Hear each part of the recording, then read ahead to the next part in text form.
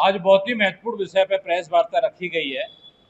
जैसा आप सभी लोगों को ज्ञात है कि मध्य प्रदेश में लगातार भ्रष्टाचार, जो भारतीय जनता पार्टी की 20 साल से जो सरकार है, इसमें किसी न किसी मंत्री पे, इनके विधायक पे लगातार आप भ्रष्टाचार आप देखेंगे कि छोटे, आप एक मंत्री को उद्घाटन करने जाता है तो उसमें 15 लाख का बिल केवल 15 मिनट के स्वागत में खर्च होता है।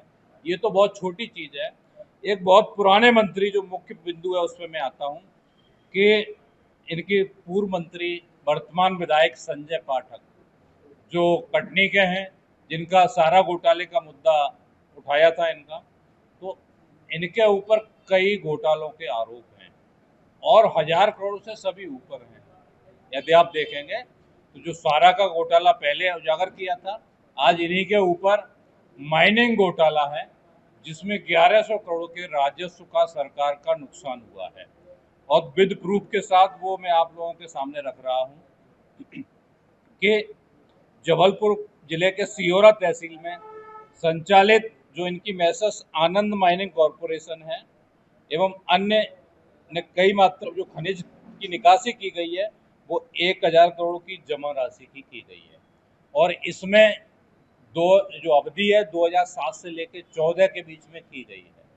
जो भारतीय जनता पार्टी की सरकार थी, 2014 में कोर्ट का ऑर्डर आया था, ये 114 पन्ने का कोर्ट का आदेश है, जिसमें इनके ऊपर वसूली के लिए आदेश दिया गया था। ये दबाव में भारतीय जनता पार्टी में शामिल हो जाते हैं और इनकी कार्रवाई और वसूली को रोक दिया जाता है। उसके बाद लगातार ये अवैध खनन करते रहे हैं। इसकी शिकायत ईओडब्ल्यू शाखा में भी की गई है, माइनिंग विभाग में की गई है, तो इनके ऊपर केस पंजीबद्ध हो गया है।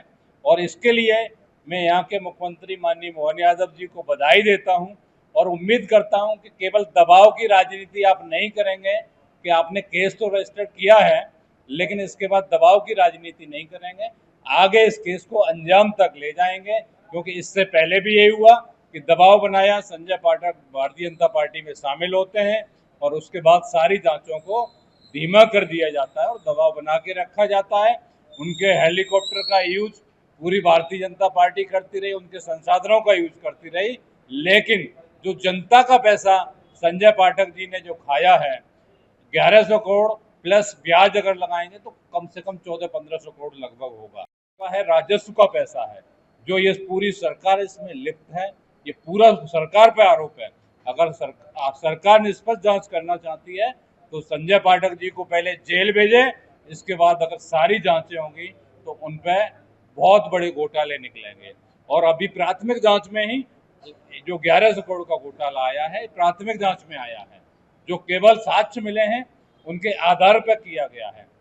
इसके बाद माइनिंग विभाग की ऑफिसों को खंगाला गया तो इनके नाम की जो फाइलें थे वो गायब कर दी जाती हैं। तो आप सोचिए कितनी बड़ी विडंबना की बात है।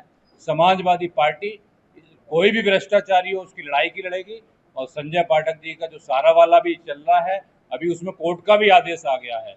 अब ये माइनिंग का नया घोटाला आया है। इसी तरह इन्होंने आदिवासियों की जमीनें भी बेनामी संपत्ति की खरीदी हुई हैं, वो भी कम से कम 1500 करोड़ की जमीन है। आने वाले समय में उसका भी आप लोगों के सामने उजागर किया जाएगा।